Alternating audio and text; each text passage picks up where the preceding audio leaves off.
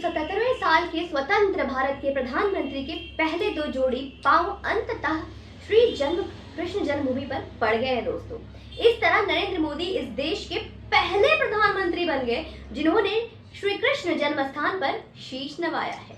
काशी अयोध्या हो गई, अब मथुरा की बारी है। कुछ ऐसा वन लाइनर दिया नरेंद्र मोदी जी ने कृष्ण जन्म स्थान से। 560 साल के राम जन्मभूमि विवाद की समाप्ति जिस प्रधानमंत्री के कालखंड में हो, हम उसके सौभाग्य को तो नहीं ही नकार सकते हैं। जिस प्रधानमंत्री जी के पुण्य करों से पूजित हो राम लला जन पूजन के लिए सर्व सुलभ होंगे, उनके हाथों की भाग्य रेखाओं को कैसे नकारा जाए।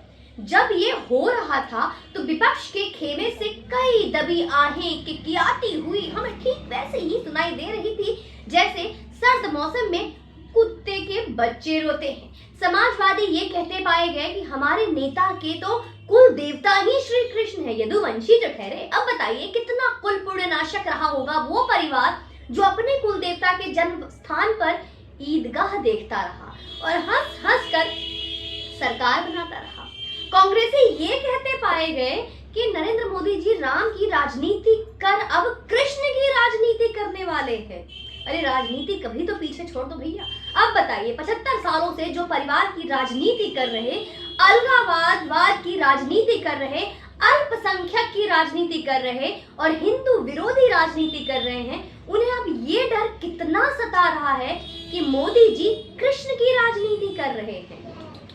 राजनीति नहीं और अपने राजनीतिक जीवन को कृष्ण पर समर्पित कर रहे हैं। अच्छा, कुछ आवाजें ये भी आई कि इससे देश को क्या लाभ होगा, इससे आम जनता को क्या लाभ होगा।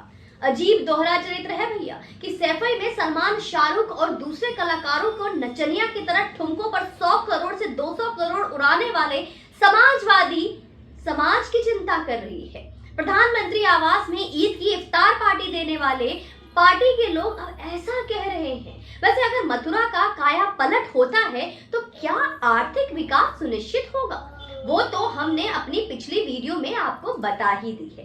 कुछ ये भी कहते हैं कि नरेंद्र मोदी अपने कार्यकाल के अधूरे वादों को छिपाने के लिए ऐसा कह रहे हैं। तो ऐसा है कि एक नेता अपने वादा निभाता है या नहीं निभाता है, ये तो चुनावी नतीजे तय करते हैं। 2 चुनाव मोदी जीत चुके हैं और अब तीसरा चुनाव बस कुछ महीने ही दूर है।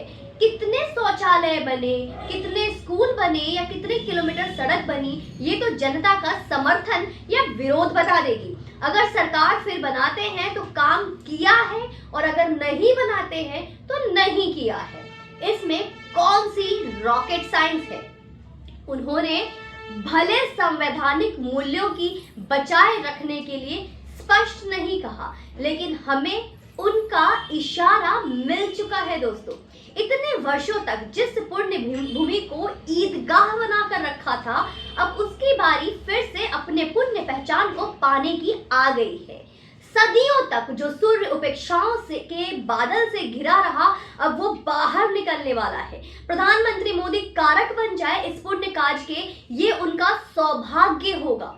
लेकिन करता तो स्वयं जगदीश है ना। महाभारत का युद्ध हुआ, कौरव हारे और पांडव जीते, लेकिन कल्पना कीजिए अगर गीता ज्ञान न होता तो हमें तो यही लगता ना कि अर्जुन ही विजेता है। यह तो भगवत गीता का ज्ञान था कि हम सबको मालूम हुआ कि विजेता धर्म और कर्ता कन्हैया, अर्जुन तो बस कारक बने। 1980 में भाजपा ने अपनी राजनीति श्री राम जन्मभूमि को समर्पित की और 560 वर्षों का संघर्ष 2023 में समाप्त हुआ। तब सूचनाओं के प्रभाव में कई अवरोध थे, सूचनाओं को दिशा देने अलग तरीके थे। आज जब अवरोध ध्वस्त है, अब जो भी चाहे अपनी राजनीति श्री कृष्ण के चरणों में समर्पित कर पुण्य लाभ उठा सकता है।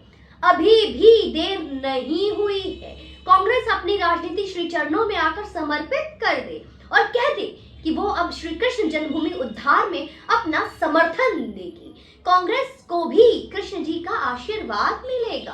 पहले करे तो सही, बाद में इस तरह की टिप्पणी से बात बिगड़ सकती है, कोई बताए जरा। बाकी आप लोगों को क्या लगता है कमेंट बॉक्स में जरूर बताएं। चैनल पे यूं ही बने रहे, वीडियो को जरूर शेयर करें और आपको क्या लगता है, श्री कृष्ण जन्मभूमि अब क्या एक नया पृष्ठ हो सकता है बीजेपी के इस अध्याय में?